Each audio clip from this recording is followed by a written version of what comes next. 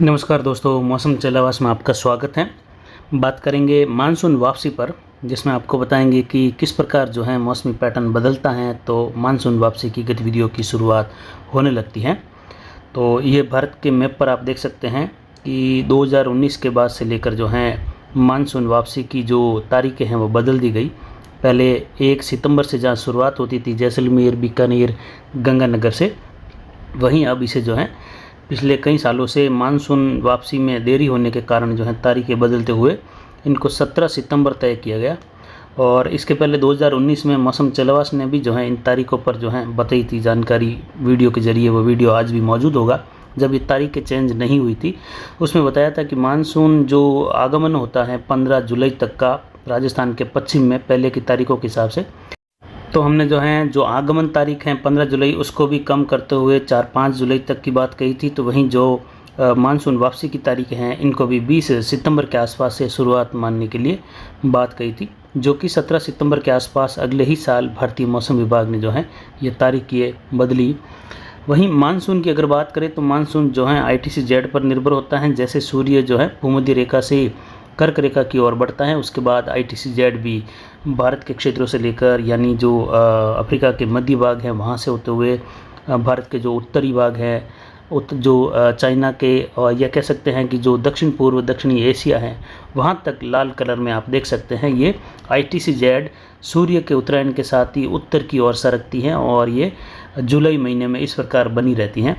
और यहीं पर जो है दो व्यापारिक पवनें मिलती हैं और लगातार उत्तर से और दक्षिण से आने वाली हवाओं का मिलन स्थान ITC-Z ही होता है, जिससे यहाँ पर जो है एक बड़े क्षेत्र का निम्न दबाव या एक लो प्रेशर डेवलप हो जाता है पूरा एरिया, जहाँ पर जो है निम्न वायुदाब का क्षेत्र बन जाता है, जिससे हवाएं ऊपर उठती है। जैसे तिब्बत का पठार है, पश्चिमी या जो उत्तर पश्चिमी भारत सहित पाकिस्तान अफगानिस्तान का क्षेत्र है, तब जो है ये गर्म क्षेत्र होने के कारण हवाएं जो हैं इस ओर दौड़ती हैं। समुद्र के मुकाबले ये स्थान गर्म होता है और इसी के साथ जो मानसून है ये भी जो है अरब सागर की शाखा और एक बंगाल की खाड़ी की शाखा के रूप में आप देख सकते हैं आगे बढ़ता है और उत्तर पश्चिमी भारत तक का सफ़र तय करता है और बारिश जो है होने लगती है। और सबसे पहले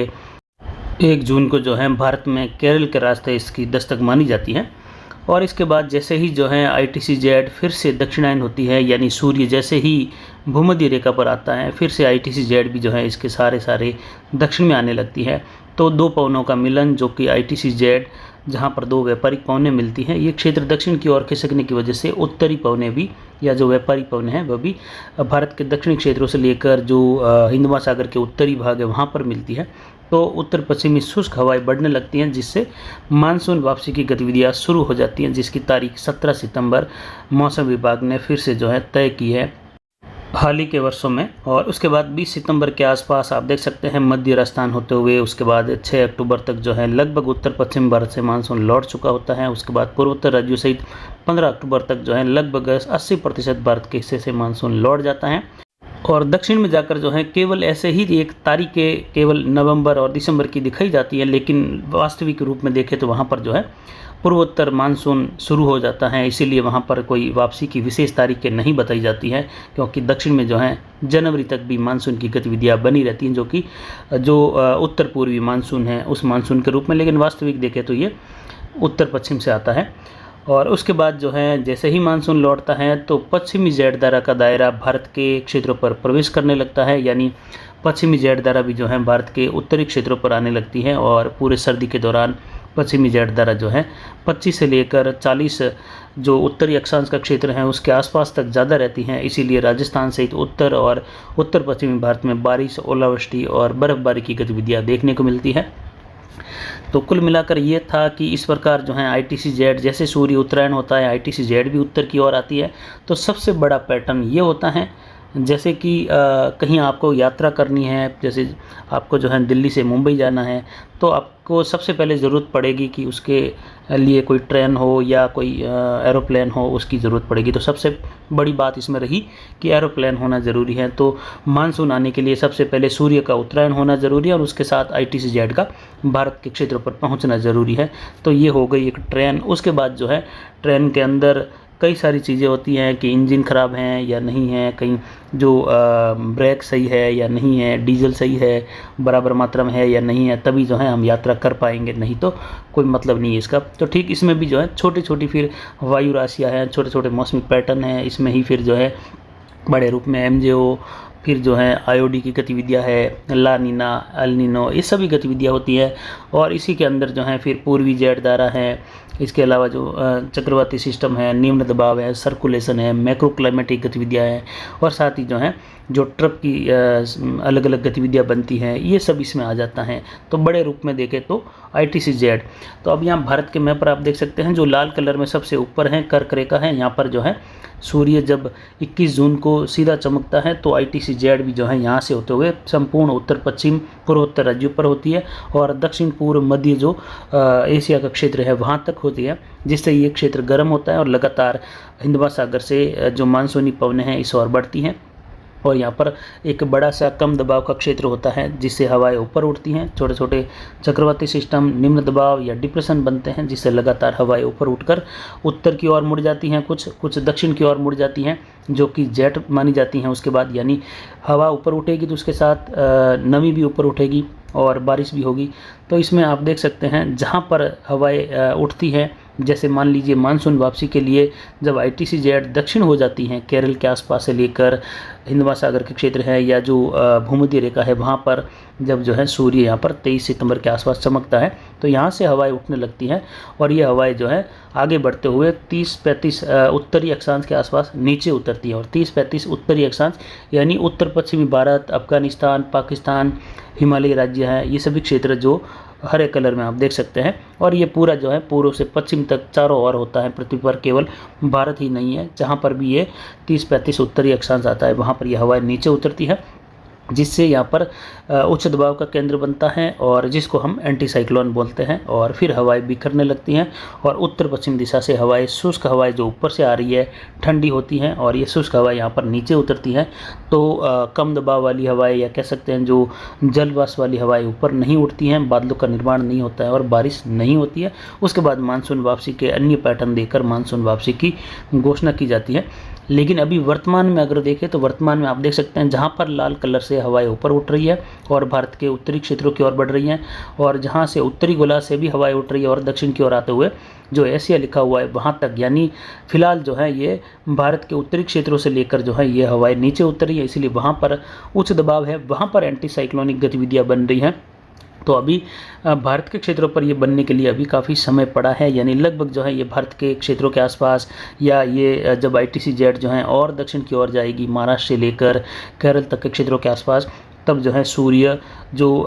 23 सितंबर के आसपास का समय है वहाँ से लेकर अक्टूबर-नवंबर तक जो है उत्तरी हिंद महासागर के आसपास चमकेगा। उस समय यहाँ पर दक्षिणी क्षेत्रों के आसपास जब हवाएं गर्म होकर ऊपर उठेगी तो ये सीधा जो है उत्तर पश्चिमी भारत के आसपास जेट का रूप लेते हुए नीचे उतरेगी, दो हवाएं टकराएगी, क्योंकि उत्तरी गोला से भी जो है 60-65 की हवाएं उठकर 30-35 अक्षांश पर आएगी, और जो यहाँ पर दक्षिणी क्षेत्र है या उत्तरी हिंद महासागर की हवाएं भी उठकर जो है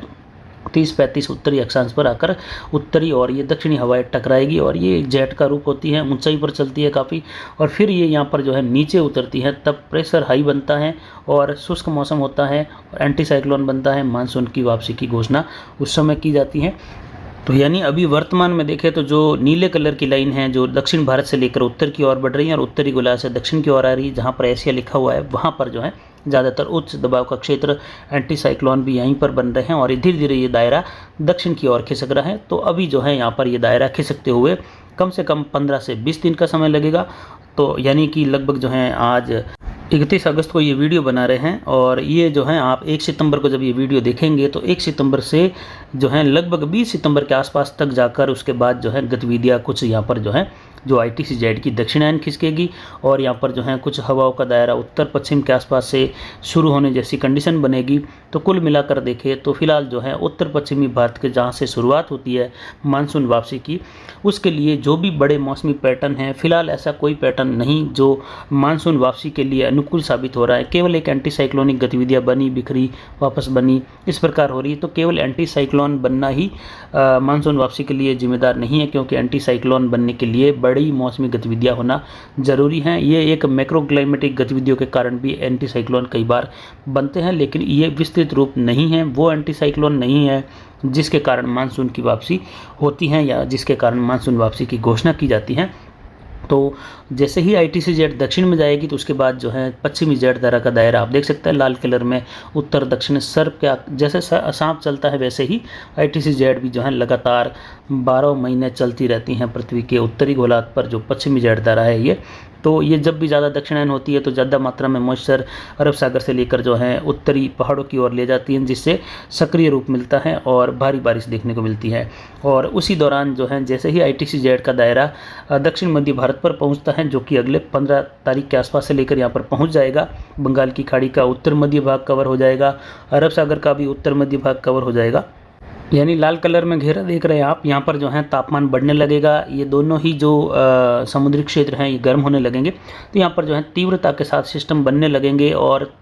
मतलब मजबूती की ओर भी बढ़ने लगेंगे। डिप्रेशन, वेलमार्क इस प्रकार के सिस्टम, और ये तेज़ी से उत्तर पश्चिम दिशा में, और कई बार ये जो है आगे बढ़ते हुए अरब सागर में प्रवेश कर जाता है, क्योंकि सिस्टम का जो क्षेत्र होता है बनने का वह भी कुछ दक्षिण की ओर होने लगता है उत्तरी बंगाल की खाड़ी के मुकाबले। तो ये अरब सागर में जाकर जो है सितंबर का महीना जब ऐसा होता है जब ये रिकर्व करते हुए राजस्थान की ओर बढ़ने जैसी भी संभावनाएं रहती हैं, जैसा कि हिंट में हमने बताया है। और 13 से 16 सितंबर के आसपास भी जो है बंगाल की खाड़ी के उत्तर मध्य भागों के आसपास, यानी मध्य बंगाल की खाड़ी के आसपास निम्न दबाव बनने की संभावनाएं बन रही हैं। पहला सिस्टम लगभग जो है दूसरे सप्ताह में बनने की संभावना है मजबूत या निम्न दबाव जैसी, तो वहीं दूसरा जो है लगभग 13 से 16 के आसपास उम्मीद कर सकते हैं वर्तमान मौसमी परिदृश्य के हिसाब से। तो वहीं इसके बाद जो अगला सिस्टम बंगाल की खाड़ी में बनेगा और या इसका जो ट्रैक रहेगा वह दक्षिण राजस्थान या गुजरात के उत्तरी भाग हैं, गुजरात है, इन क्षेत्रों की ओर एक हिंट के तौर पर बता रहे हैं, या कुछ राजस्थान के अंदरूनी भागों की ओर भी रह सकता है। जबकि इसके बाद जो है 18 से 23 सितंबर के मध्य भी जो है बंगाल की खाड़ी में संभावना है कि चक्रवाती सिस्टम बनते हुए जो है निम्न दबाव बनकर उत्तर पश्चिम दिशा में बढ़ेगा और आगे बढ़ते हुए उत्तर पश्चिमी राजस्थान से लेकर जो है पश्चिमी राजस्थान तक मध्यम से तेज कहीं मूसलाधार वर्षा भी देगा। और एक चक्रवाती हवा का क्षेत्र उसी समय जो है बंगाल की खाड़ी से अरब सागर की ओर भी बढ़ने की संभावनाएं रहती हैं, क्योंकि उस समय ITCZ यहाँ पर जो है नए रूप में डेवलप होने के लिए या तापमान बढ़ते क्रम में होता है, जिससे लगातार सर्कुलेशन बनकर जो है दक्षिणी राज्यों से ही सीधा अरब सागर में प्रवेश कर जाते हैं और उसके बाद अरब सागर में जाकर री इंटेंसिफाई होते हैं और ये सीधा उत्तर पश्चिम उत्तर दिशा में बढ़ जाते हैं कई बार। और इसके बाद जो है सिस्टम बनने की गतिविधियां जो हैं जो सितंबर महीने के आखिरी दिन होंगे उस समय भी जो है यहाँ पर संभावनाएं जारी रहेगी कि सितंबर महीने के आखिरी सप्ताह में भी जो है निम्न दबाव बंगाल की खाड़ी के दक्षिण पूर्व दिशा से लेकर दक्षिण मध्य भागों के आसपास बनेगा, क्योंकि जैसे जैसे ITCZ दक्षिण की ओर जाएगी सूर्य जो है दक्षिणी राज्यों के आसपास और उत्तरी हिंद महासागर के आसपास लंबवत रहेगा, जिसकी वजह से जो है यहाँ पर सिस्टम बनने की या कम दबाव का क्षेत्र यहाँ पर बनने की संभावनाएं बढ़ जाती हैं और ITCZ का दायरा भी यहाँ पर जो है पहुँचने से लगातार यहाँ पर हलचल बढ़ जाती है और उत्तर पश्चिमी हवाओं का दायरा बढ़ जाता है। उस समय मानसून वापसी की गतिविधियाँ भी शुरू होने लगती हैं पूर्ण रूप से देखें तो, क्योंकि इस समय वैसे ही जो उत्तर प्रदेश है, बिहार है, दिल्ली, पंजाब यहाँ पर कम बारिश हुई है पिछले दिनों से, तो तापमान इतना ज़्यादा कम नहीं है कि अरब सागर का या जो समुद्री क्षेत्रों का तापमान है सतह का वह और स्थलीय क्षेत्रों का तापमान अगर मिलाए औसत निकाले तो धरातल का कम आएगा। बिल्कुल नहीं है, धरातल का तापमान ज़्यादा है औसत में, तो किसी भी रूप में उत्तर पश्चिमी हवाओं का दायरा यहाँ पर नहीं पहुँच पा रहा है। कोई भी ये मैक्रोक्लाइमेटिक गतिविधियों के कारण है केवल, बाकी कहीं पर भी जो है रियल में वास्तविक भी अगर आप जाँच करेंगे कि कहाँ पर कौन सी हवाएँ चल रही हैं तो आप ज़्यादातर पाएंगे कि दक्षिण पश्चिमी हवाओं का रुख है या दक्षिणी हवाओं का रुख बना हुआ है। केवल उत्तर पश्चिमी उत्तरी राजस्थान से लेकर पंजाब हरियाणा के आसपास कुछ जो है यहाँ पर उत्तर पश्चिमी हवाएं चलती हैं, जो कि केवल मैक्रोक्लाइमेटिक गतिविधियों के कारण दिन में जब कम दबाव का क्षेत्र होने लगता है भारत के मध्य भागों पर तो हवाएं वहाँ से जो है मध्य भारत की ओर बढ़ने की कोशिश करती हैं, न कि ये पीछे से आने वाली जो लौटते मानसून की हवाएं हैं या उच्च दबाव की हवाएं हैं या एंटी साइक्लोन की हवाएं हैं या कहे कि जो पश्चिमी जेट धारा के निचले हिस्सों में जब उच्च दबाव का क्षेत्र बनता है, यानी जब दो जेट दक्षिण से और उत्तर से टकराकर वहाँ पर उच्च दबाव बनाती हैं उसकी हवाएं माने, ये बिल्कुल भी फिलहाल नहीं है। ऐसी कोई गतिविधि फिलहाल कहीं पर भी नहीं बन रही है। अगर मॉडल के हिसाब से देखेंगे तो बारिश नहीं दिखाएगा, तो ज़्यादातर लोगों को लगेगा कि नहीं, अब मॉडल दिखा रहे हैं कि बारिश नहीं है और उत्तर पश्चिमी हवाएं भी बढ़ने लगी हैं। तो मॉडल आज जो आंकड़े डाले गए हैं, मॉडल ऐसा नहीं कि मॉडल जो है भगवान चला रहे हैं, क्योंकि इसमें इनको भी जो है इंसान ही चला रहे हैं। जो आंकड़े इनमें डाले जाते हैं उन्हीं आंकड़ों का विश्लेषण ये कंप्यूटरीज रूप में करता है, सांख्यिकी के रूप में करता है, और उसका जो परिणाम होता है वो अपने को दिखाता है। तो जैसे ही कल अगर आंकड़े बदल जाते हैं तो ये आंकड़े यहाँ पर ये वापस दोबारा सीधा जो है दिन रात का फ़र्क दिखा देगा। तो इसलिए जो है अगर इस प्रकार जो वर्तमान गतिविधियां हैं इनको अगर नज़र में रख कर देखें तो यहाँ पर जो है फिलहाल जेड धारा जो है वह उत्तर में बनी हुई है, और जो ITC जेड का क्षेत्र है वो भी जो है भारत के राजस्थान के क्षेत्र से लेकर है। इसीलिए जो भूमध्य रेखा है वहाँ पर ऐसी कोई जेट या कोई हवाएं ऊपर नहीं उठ रही हैं कि ये जेट का निर्माण करके उत्तर भारत पर उतरे और उत्तरी गोलार्ध की आने वाली हवाएं जेट के रूप में यहाँ उतरे। फिलहाल ऐसी संभावना नहीं है, लेकिन सितंबर के आखिरी सप्ताह में ऐसी संभावनाएं बनने लगेगी। तो कुल मिलाकर देखें तो मानसून वापसी की गतिविधियाँ जो है राजस्थान के क्षेत्रों से अगर देखें, उत्तर पश्चिमी गुजरात के क्षेत्रों से लेकर, तो मौसम चलवास के अनुसार जो है 30 सितंबर के आसपास से ही वापसी की गतिविधियाँ शुरू हो सकती हैं। जबकि जो अरावली रेंज के क्षेत्र हैं, जोधपुर संभाग के दक्षिण पूर्वी दक्षिणी क्षेत्र हैं, कोटा और जो उदयपुर संभाग हैं, भरतपुर संभाग है, यहाँ पर देखें तो यहाँ पर जो है मानसून वापसी की गतिविधियाँ जयपुर संभाग के आसपास से लेकर जो है अक्टूबर के पहले सप्ताह के दौरान मानसून वापसी की घोषणाएं या गतिविधियाँ शुरू होने की संभावनाएं लग रही हैं फिलहाल अभी के हिसाब से। और अभी जो है मानसूनी गतिविधियाँ भी सक्रिय रूप में आने वाली हैं। संपूर्ण उत्तर पश्चिमी राजस्थान के क्षेत्रों से लेकर उत्तर पश्चिमी भारत तक के क्षेत्रों में दूसरे और तीसरे सप्ताह में तेज़ बारिश के दौर आएंगे। कहीं मूसलाधार, कहीं मध्यम से लेकर भारी खंड वर्षा के भी दौर आएंगे। तो वहीं कोटा, उदयपुर, अजमेर और जोधपुर संभाग के कई हिस्सों में दूसरे तीसरे सप्ताह के दौरान भारी बारिश की गतिविधियाँ भी देखने को मिलेगी। नदी नाले उफान पर आने वाली गतिविधियाँ भी उस दौरान देखने को मिलेगी। और उस दौरान जो है MJO की स्थिति भी काफ़ी सकारात्मक रहेगी। मानसून सक्रिय रूप में आएगा, तो इसीलिए जो है किसी भी हालत में देखें तो मानसून वापसी की संभावनाएं फिलहाल नहीं लग रही हैं। हालांकि बीच में कई बार ऐसा होता है जब मानसून समय चलता है, अगस्त हो या जुलाई में भी, जब 15-15 दिन बारिश बिल्कुल नहीं होती है, तापमान 40-41 डिग्री तक चले जाते हैं। तो क्या उस समय मानसून वापसी मान ली जाती है? क्या उस समय मानसून वापसी की घोषणा कर देनी चाहिए कि यहाँ पर बारिश नहीं हो रही है, छुटपुट गतिविधियाँ यहाँ पर होती रहती है? ऐसा नहीं होता है। जो वास्तविक पैटर्न होते हैं, जो सिद्धांत होते हैं, जो भौगोलिक सिद्धांत हैं, उन सिद्धांतों के आधार पर अगर देखें तो संभावनाएं फिलहाल तो ऐसी नहीं बन रही हैं। इसीलिए मौसम चलवास का अनुमान है कि मानसून वापसी जो है राजस्थान के क्षेत्रों से लगभग 30 सितंबर के बाद से ही शुरू होने की संभावनाएं ज़्यादा हैं, और 30 सितंबर आखिरी सप्ताह में शुरू होने की 90% संभावना है। जबकि 25 जो सितंबर का समय है उसके पहले मानसून वापसी की संभावनाएं बिल्कुल न के बराबर लग रही है। इसीलिए जो है 30 सितंबर के बाद ही मानसून वापसी की शुरुआत या घोषणा होने की संभावनाएं बन रही हैं। यानी अक्टूबर के पहले सप्ताह के दौरान मानसून वापसी की घोषणा होने की संभावनाएं राजस्थान के अरावली रेंज के क्षेत्रों तक बनती हुई दिखाई दे रही हैं। और बारिश का दौर भी जो है गुजरात से लेकर राजस्थान,